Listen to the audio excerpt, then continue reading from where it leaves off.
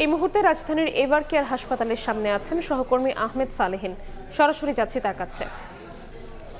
সালেহিন, সাবেক প্রধানমন্ত্রী BNP chairperson Begum Khaleda Zia আজকে ষষ্ঠ দিনের মতো করোনারি কেয়ার ইউনিট সিসিইউতে ভর্তি আছেন। অর্থাৎ আমি যেখানে দাঁড়িয়ে আছি সেটি রাজধানীর বসুন্ধরা আবাসিক এলাকার এভার কেয়ার হাসপাতালের সামনে, এবং এই হাসপাতালেই বিএনপি চেয়ারপারসন বেগম খালেদা জিয়া গত 23শে নভেম্বর ভর্তি হয়েছিলেন এবং তারপরে 27 নভেম্বর তার ফুসফুসে সংক্রমণ নিয়ে তিনি সিসিইউতে ভর্তি হয়েছিলেন এবং তিনি কিন্তু এখনও সিসিইউতে আছেন। তার চিকিৎসক আজকে দুপুর 12টার পর একটি সংবাদ সম্মেলন করেছেন। সাংবাদিকদের উদ্দেশ্যে তিনি জানিয়েছেন যে তিনি তার চিকিৎসা গ্রহণ করতে পারছেন, চিকিৎসকরা যে চিকিৎসা তাকে দিচ্ছেন তিনি সেটা গ্রহণ করছেন এবং দেশবাসীর কাছে তিনি দোয়া চেয়েছেন। একই সঙ্গে তিনি বলেছেন যে কোনো ধরনের বিভ্রান্তিকর তথ্য থেকে সবাইকে সচেতন হওয়ার জন্য এবং ডাক্তার বিএনপি ছাড়া অন্য কারো বরাতে কোনো তথ্য জানিয়ে প্রচার করা না হয় সে বিষয়ে তিনি অনুরোধ জানিয়েছেন। একই সঙ্গে তিনি বলেছেন যে আজকে জানিয়েছিলেন যুক্তরাজ্য থেকে একটি মেডিকেল টিম তা বেগম জিয়ার চিকিৎসায় ঢাকায় আসার কথা। তবে এই মাত্র আমি মেডিকেল বোর্ডের একজন চিকিৎসকের সাথে কথা বলেছি, তিনি জানিয়েছেন যুক্তরাজ্য থেকে যে চিকিৎসক দলটি আসার কথা সেটি আসবে আগামীকাল। অর্থাৎ ডাক্তার জাহিদ যেটি বলেছিলেন আজকে আসার কথা সেটি আজকে নয়, এটি আগামীকাল আসবে, সেটি কিন্তু আমরা জানতে পেরেছি। এবং গতকালকে কিন্তু আমরা জানতে পেরেছিলাম যে চীনের একটি অ্যাডভান্স টিম ঢাকায় এসেছেন এবং এভার কেয়ার হাসপাতালে বেগম জিয়ার স্বাস্থ্যের বিভিন্ন ধরনের রিপোর্ট তারা নিয়েছেন। তাদেরও কিন্তু একটি দল অর্থাৎ মেডিকেল টিম চীন থেকে আসার কথা ছিল আজকে, সেটি কিন্তু এখনও আসেনি। সেটিও কিন্তু হয়তো আগামীকাল আসবে বলে আমরা জানতে পেরেছি, চিকিৎসকদের বরাত দিয়ে আমি জানতে পেরেছি।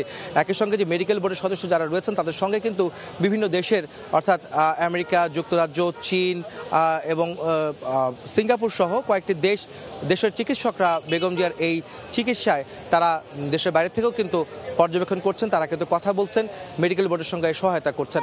আপনারা একটি বিষয় বলে রাখতে চাই, সেটি হচ্ছে যে বেগম জিয়ার যে বর্তমান যে অবস্থা সেটি হচ্ছে অপরিবর্তিত অবস্থায় আছে, সেটি কিন্তু বিএনপির তরফ থেকে জানানো হয়েছে। রুহুল কবির রিজভী সিনিয়র যুগ্ম মহাসচিব বিএনপির তিনি কিন্তু জানিয়েছিলেন এবং চিকিৎসকদের বরাদ্দ কিন্তু সেই অবস্থায় কিন্তু এখনও কিন্তু রয়েছে। আরেকটি বিষয় বলে রাখতে চাই যে বেগম জিয়াকে গতকাল রাতে অতি গুরুত্বপূর্ণ ব্যক্তি ঘোষণা করে সরকারের পক্ষ থেকে, রাষ্ট্রের পক্ষ থেকে তাকে নিরাপত্তা দেওয়া হয়েছে এবং তাকে অতি গুরুত্বপূর্ণ ব্যক্তি ঘোষণা করা হয়েছে একটি প্রজ্ঞাপনের মাধ্যমে। এবং তারপরে কিন্তু আমরা দেখেছি আজকে দুপুর 2:20 এই এভার কেয়ার হাসপাতালে বেগম জিয়ার নিরাপত্তায় এবং তিনি অতি গুরুত্বপূর্ণ ব্যক্তি হওয়ার ঘোষণার পর থেকেই আমরা দেখেছি বিশেষ নিরাপত্তা বাহিনী, রাষ্ট্রের এসএসএফ এবং পিজিআর তারা কিন্তু এই হাসপাতালে অবস্থান করছেন, তারা কিন্তু এখানে আছেন। এক করতে বলা যায় সেটি হচ্ছে যে এভার কেয়ার হাসপাতাল এখন সম্পূর্ণভাবে বিশেষ নিরাপত্তা বলয়ে অবস্থান করছে এবং বেগম জিয়া কিন্তু সেই নিরাপত্তা মধ্যে আছেন।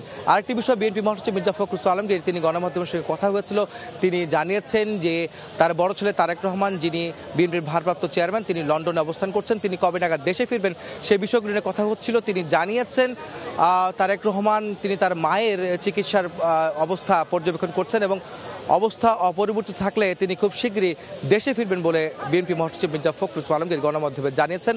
তো এখন পর্যন্ত যদি বলা যায় যে এই এলাকায় এভার কেয়ার হাসপাতালের সামনে নেতাকর্মীদের কিছুটা ভিড় রয়েছে, তার থেকে বেশি রয়েছে উৎসুক জনতার ভিড়, যে কারণে যানজটও কিছুটা রয়েছে এই এলাকাটিতে। আইনশৃঙ্খলা বাহিনীর সদস্যরা কিন্তু যথেষ্ট চেষ্টা করছেন এই সাধারণ মানুষদেরকে সরিয়ে দিয়ে রাস্তা থেকে সচল রাখার জন্য।